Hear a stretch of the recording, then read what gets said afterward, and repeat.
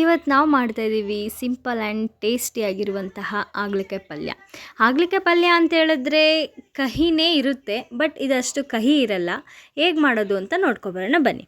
ಒಂದು ಕುಕ್ಕರ್ಗೆ 2 spoon oil ಹಾಕಿ, ಅದಕ್ಕೆ ಸ್ವಲ್ಪ ಸಾಸಿವೆ ಹಾಕಿ, ಆಮೇಲೆ ಮೀಡಿಯಮ್ ಸೈಜ್ದು 2 ಈರುಳ್ಳಿ ಕಟ್ ಮಾಡಿ ಅದನ್ನು ಹಾಕಿ, ಸ್ವಲ್ಪ ಕರ್ಬೇವಿನ ಸೊಪ್ಪು ಹಾಕಿ ಫ್ರೈ ಮಾಡಬೇಕು. ಆಮೇಲೆ ಅದು ಫ್ರೈ ಆದ ನಂತರ 2 ಮೀಡಿಯಮ್ ಸೈಜ್ದು ಟೊಮೆಟೊ ಹಾಕಿ, ಅದು ಫ್ರೈ ಆದಮೇಲೆ ಸ್ವಲ್ಪ ರುಚಿಗೆ ತಕ್ಕಷ್ಟು ಉಪ್ಪು ಹಾಕಬೇಕು. ಉಪ್ಪು ಹಾಕಿದ್ಮೇಲೆ ಅದನ್ನು ಸ್ವಲ್ಪ ಫ್ರೈ ಮಾಡಿ, ಒಂದು ಚಿಟಿಕೆ ಅರಿಶಿಣ ಹಾಕಿ ಅದನ್ನು ಸಹ ಮಿಕ್ಸ್ ಮಾಡಬೇಕು.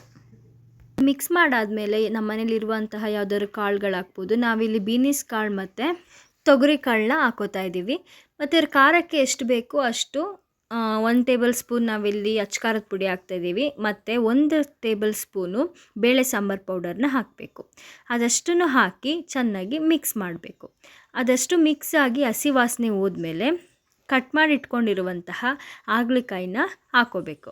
ಅದನ್ನು ಹಾಕಿ ಚೆನ್ನಾಗಿ ಮಿಕ್ಸ್ ಮಾಡಿದ್ಮೇಲೆ 1 ವಿಷಲ್ ಬರ್ಸ್ಕೋಬೇಕು. 1 ವಿಷಲ್ ಬಂದಾದಮೇಲೆ ಮೇಲ್ಗಡೆ ಕೊತ್ತಂಬರಿ ಸೊಪ್ಪಿಂದ ಗಾರ್ನಿಷ್ ಮಾಡಿ ಅದನ್ನು ಮಿಕ್ಸ್ ಮಾಡಿದ್ರೆ ಸಿಂಪಲ್ ಆ್ಯಂಡ್ ಟೇಸ್ಟಿಯಾಗಿರುವಂತಹ ಹಾಗಲಕಾಯಿ ಪಲ್ಯ ರೊಟ್ಟಿ ಜೊತೆ ಸವಿಯಲು ರೆಡಿ ಆಗುತ್ತೆ. Thank you for watching.